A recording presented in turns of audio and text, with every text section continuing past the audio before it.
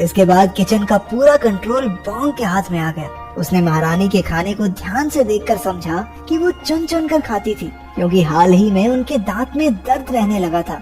तो बॉन्ग ने फैसला किया कि वो महारानी के लिए नरम खाना बनाएगा। उसने बड़ी मेहनत से आलू और दूध की एक डिश बनाई और उसे कुछ फूलों से सजाकर दिखने में भी खूबसूरत बना दिया। बॉन्ग खुश होकर खुद ही महारानी के लिए खाना लेकर गया, लेकिन उस तक पहुँचते पहुँचते रास्ते में वो थोड़ा ठंडा हो गया था और प्लेट में थोड़ा इधर उधर फैलने की वजह से प्रेजेंटेशन भी खराब हो गई। ये सुनकर बॉन्ग उदास हो गया और महल में वापस जाते समय उसके दिमाग में खाना परोसने का एक जबरदस्त आइडिया आया। उसने एक कपड़े की सिलाई की और कुछ कारीगरों से कहकर एक स्पेशल खाना पहुंचाने के लिए कैरेज बनवाया। वो हर तरफ से ढका हुआ था, जिससे खाना गरम का गरम ही रहता था।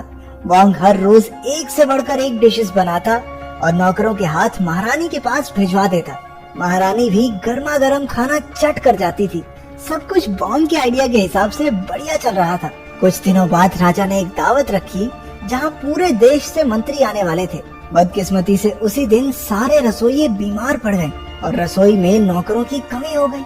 जब ये बॉन्ग को पता चला तो उसने रसोइयों की मदद करने का फैसला किया। वो भेष बदल कर रसोई तक पहुंचा। वहाँ पहुंचकर उसने देखा कि सिर्फ बंदों की नहीं, सब्जियों की भी कमी है। अब ज्यादा चॉइस तो थी नहीं। उसने दिमाग लगाया और सोचा कि इन्होंने चिप्स तो कभी नहीं खाए होंगे। उसने आलू की पतली पतली स्लाइसेस काट कर एक स्टिक पर लगाई और उन्हें डीप फ्राई कर दिया। मेहमान चिप्स को देखकर ज्यादा खुश नहीं हुए, क्योंकि वो तो शाही खाने की आस लगाए बैठे थे। लेकिन चिप्स के मुंह में जाते ही सब उनके दीवाने हो गए। अगली डिश बॉन्ग के लिए और भी मुश्किल थी, क्योंकि रसोई में मीट नहीं था। उसने वेजिटेबल बर्गर बनाया और साइड में टमाटर रख दिया। अपनी इस नई डिश को उसने नाम दिया मैकडोनाल्डू, जिसे हम सस्ता मैकडॉनल्ड्स भी कह सकते हैं। ये भी सबको इतना बढ़िया लगा कि सारे मेहमान उंगलियां चाटते रह गए। मीठे में बॉन्ग ने एक जेली डेजर्ट बनाया, लेकिन कुल्फी की डंडियों पर उसने कुछ भी लिखकर कह दिया कि ये खाने वाले को उसका भविष्य बताएगी।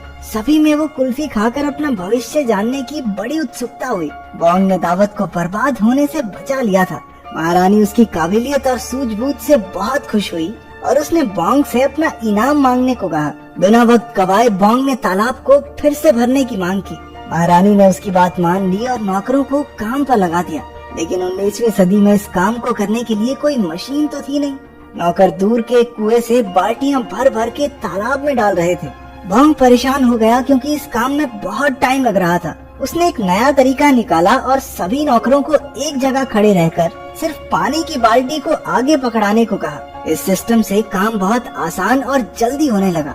बॉन्ग दिन रात बैठा तालाब